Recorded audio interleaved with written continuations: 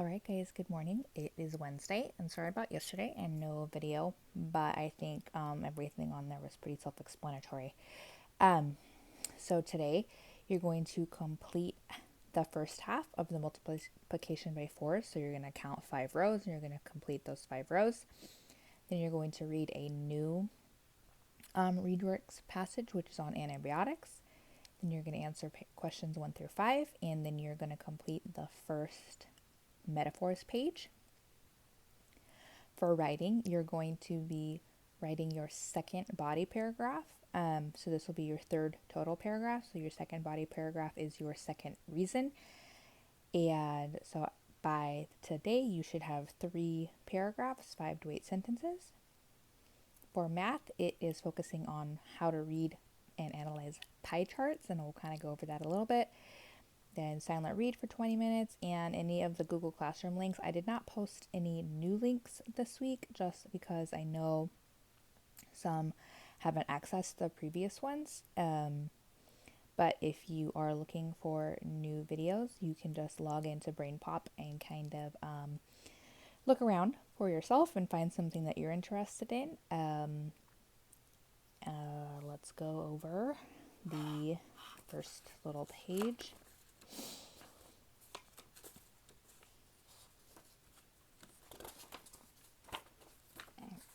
Guys, oh my goodness.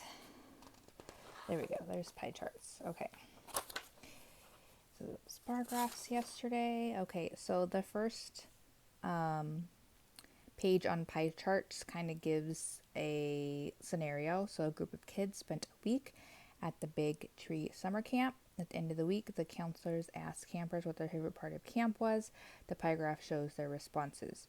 So typically pie graphs will have numbers, but this one is just kind of to familiarize yourself with what one looks like. So obviously the bigger the space that it takes up, bigger area it takes up, the more people that enjoyed that activity. So when you're answering what activity did the campers enjoy the most, you're looking for the space in the pie graph that has taken up the most, which we can see is horseback riding. And then says what fraction of the campers chose canoeing as their favorite activity. So canoeing, as you can see, so this would be half, right? 1/2 chose horseback riding, and then this piece up here, all of these pieces together are 1/2, so it's 1/2 of 1/2. So what fraction would this be if you separate this into pieces of this size? What is the fraction here? So think about that. Then the next one, it says label each piece of the bar graph by using the clues below. Half the class said summer is their favorite season, so we have to find which piece represents half.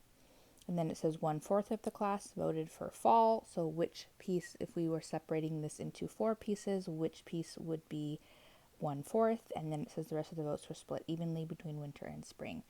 So a little bit difficult to see just because of the shading, but you can clearly see what's 1/2 and what's 1/4, and then the other fourth that is there.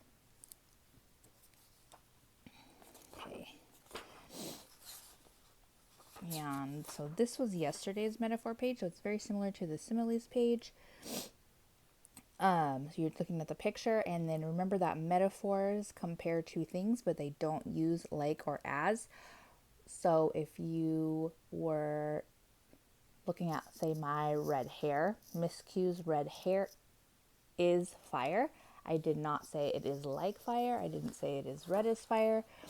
I said Miss Q's hair is fire, so you're comparing one thing to something else. So your job would be to compare today, since yesterday was the picture of the snowboarder, would be this looks like a traffic jam.